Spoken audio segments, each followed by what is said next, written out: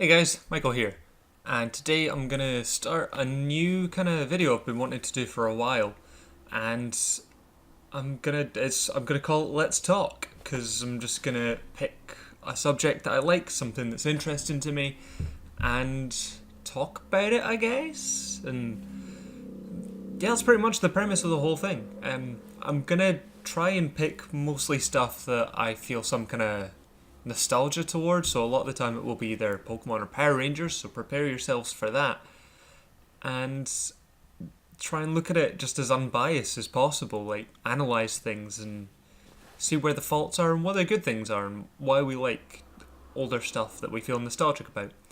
So without further ado, let's talk Generation 1 Pokemon.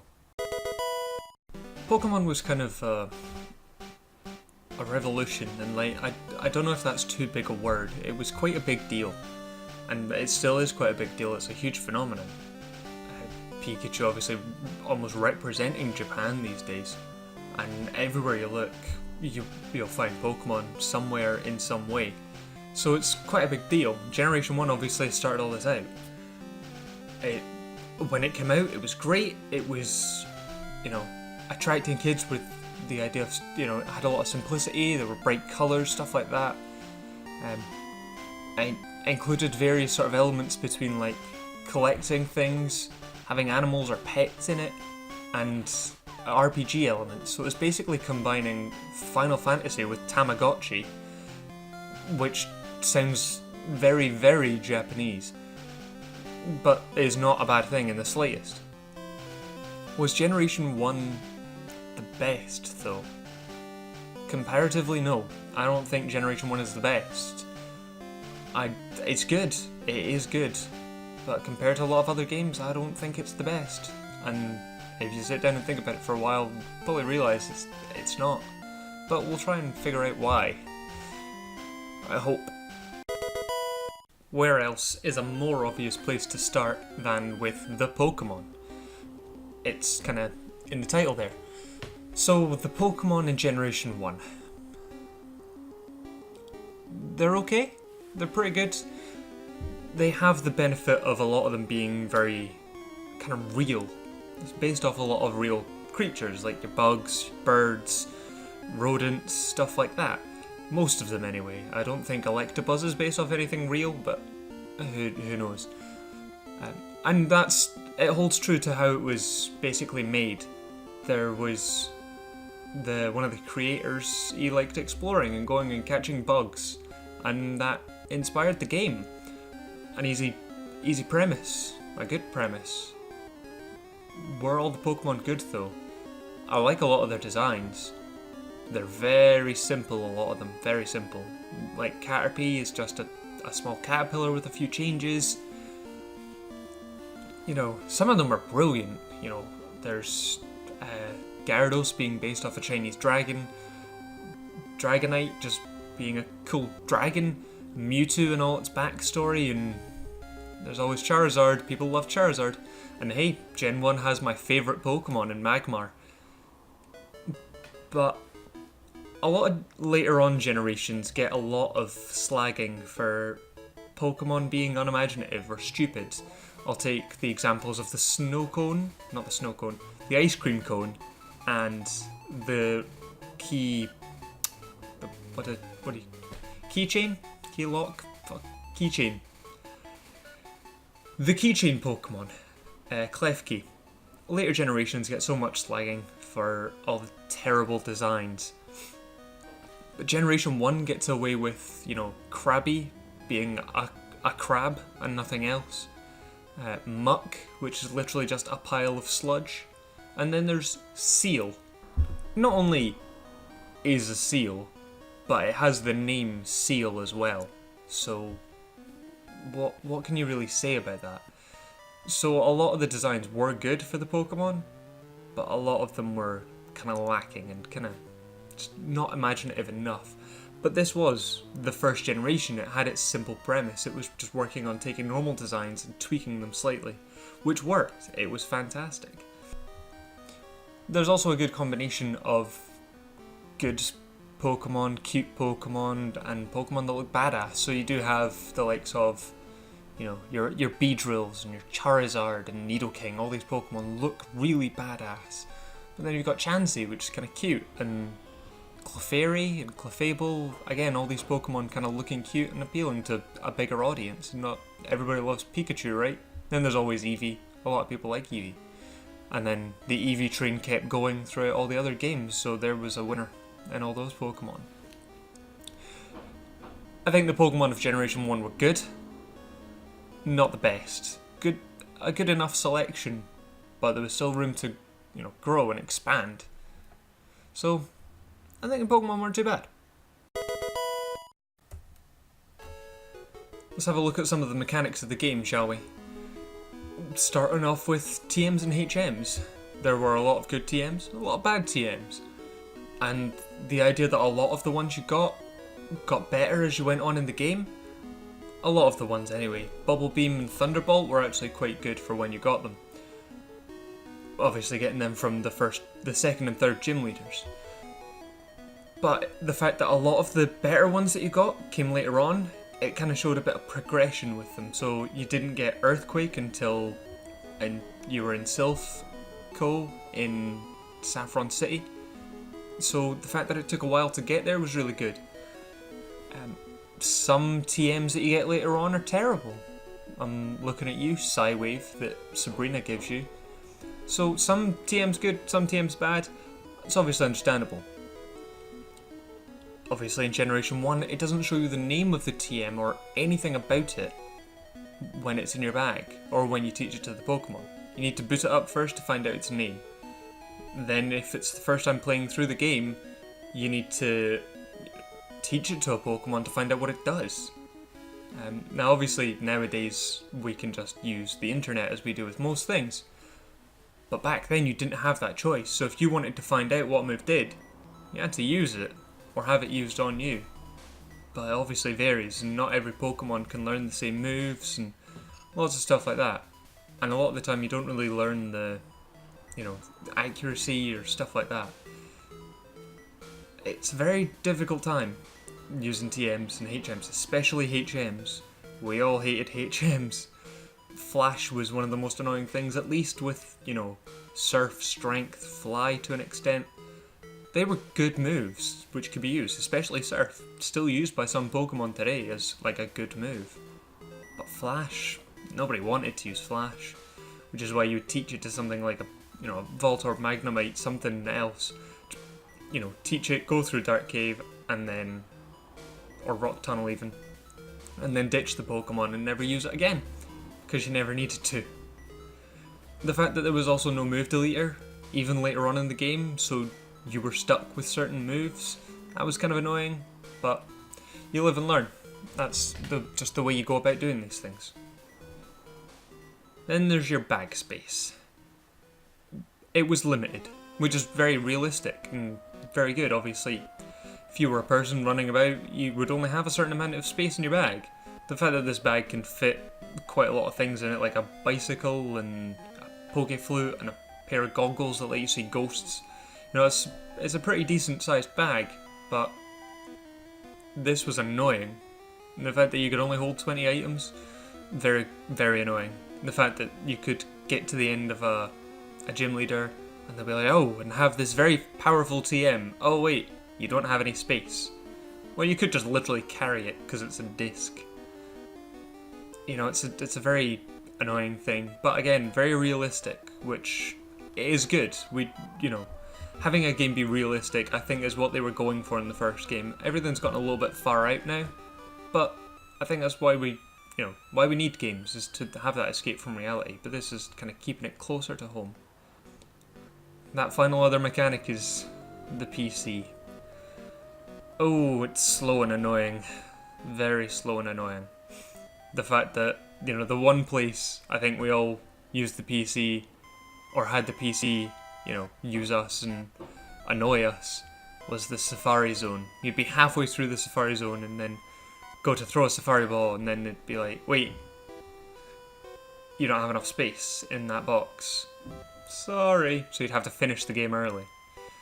And it kind of has the same effect with the items as well.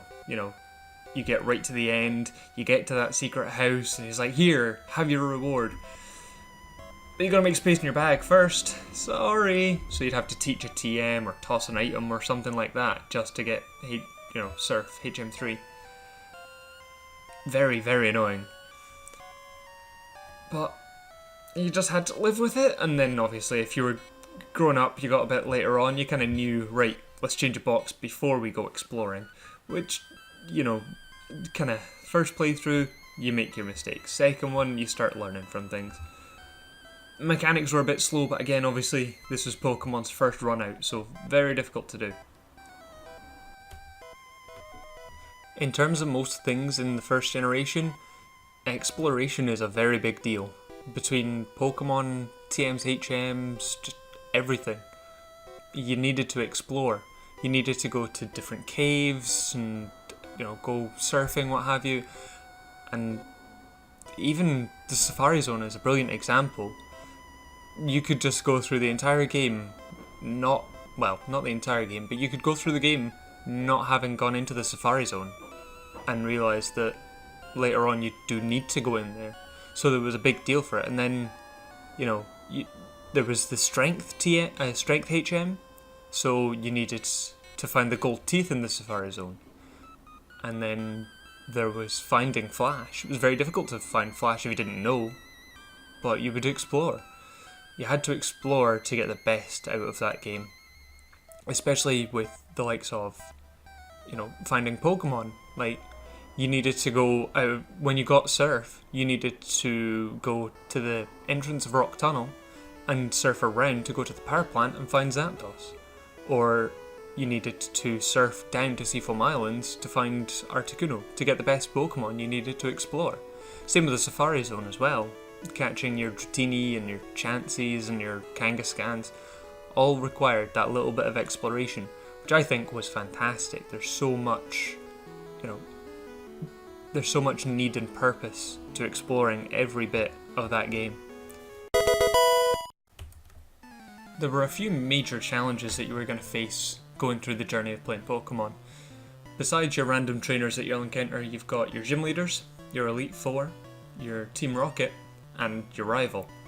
All of them posing their own kind of individual threat and their own kind of challenge in their purpose throughout the game. Gym leaders. The gym leaders of Generation 1 were really good. To an extent. I'd say they were actually pretty good.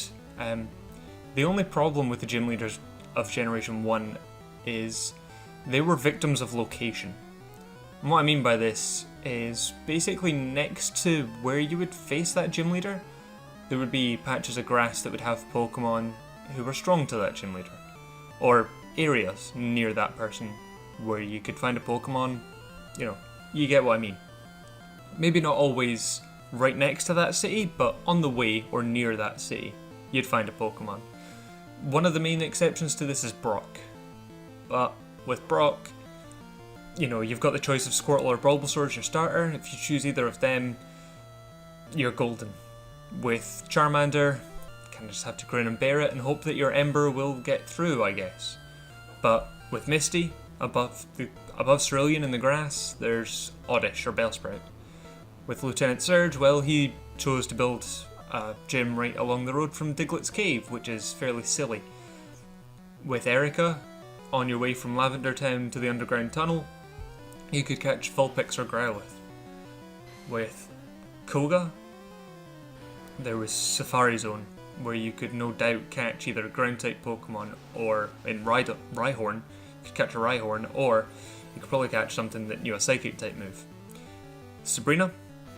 Well, we'll get to her in a second. Blaine, you literally had to cross oceans to get to him, which will no doubt have water Pokemon in them. And Giovanni, by that point, you should have something that can hit a ground-type Pokemon. Sabrina's one of the major challenges. She was very overpowered in Generation 1. She had Psychic-type Pokemon.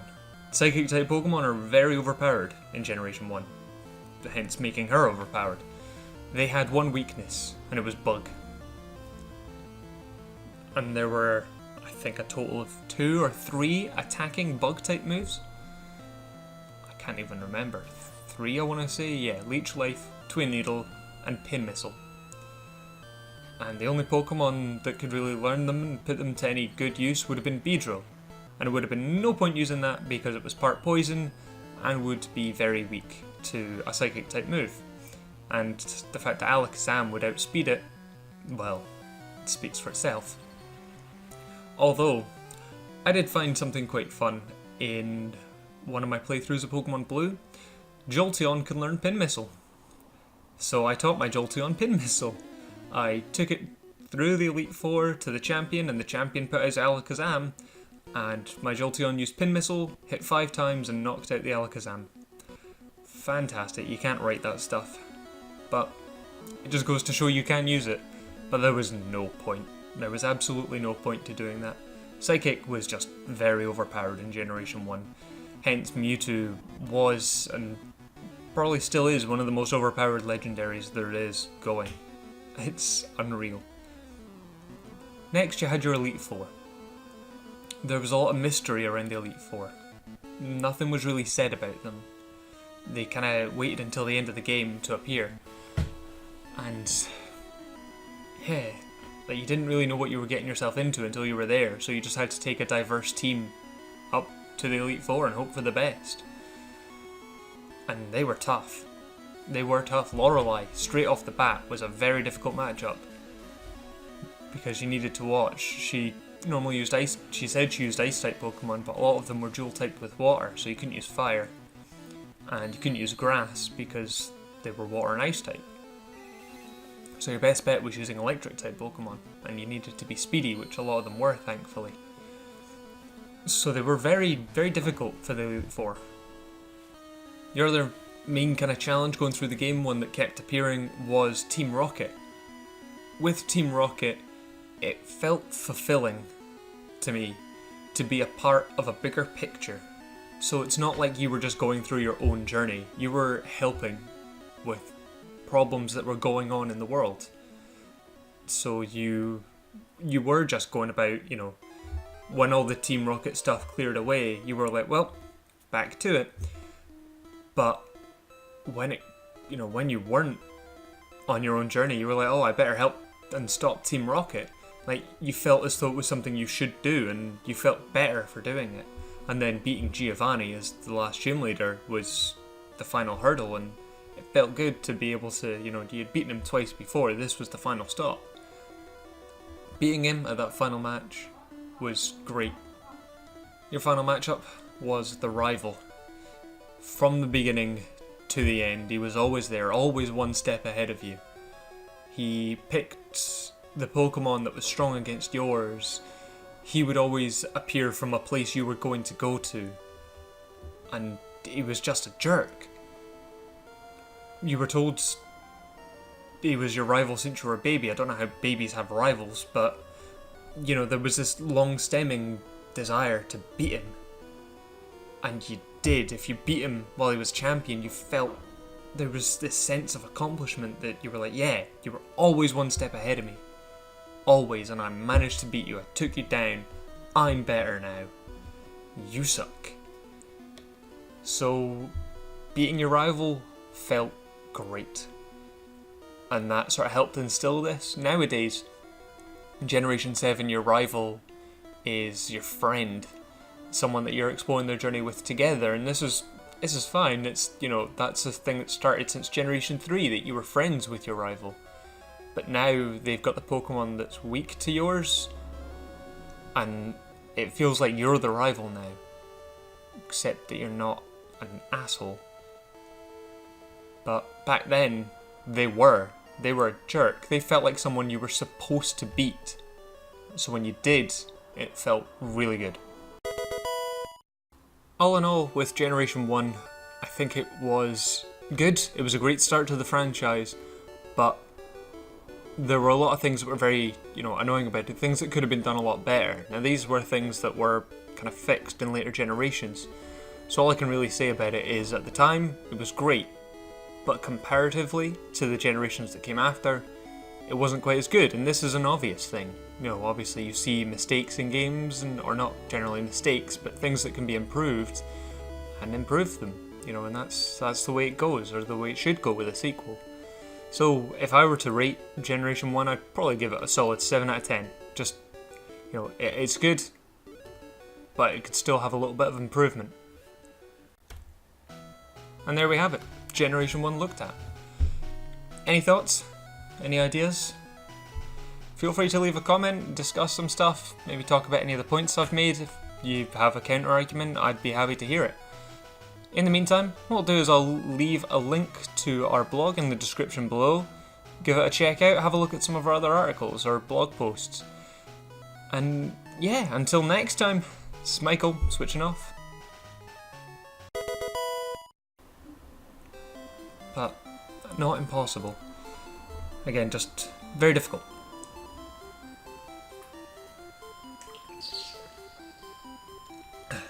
Hydration. In terms of the whole game, there was a big idea of exploring. There was a big deal made out there. Let's have a look at some of the mechanics of the game, shall we? Start off with TMs and HMs. Brilliant idea. Learning really good moves, making your Pokemon stronger along the way. There was a lot of argument, that makes no sense. So there we have it, Generation 1 looked at. Any thoughts? Any thoughts about my thoughts? Any thoughts about your thoughts about my thoughts about your thoughts? I've gone off topic. Anyway, if you have anything, any ideas, any stuff like that, feel free to leave a comment. Feel free to also check out our blog. I'll leave a description in the comment.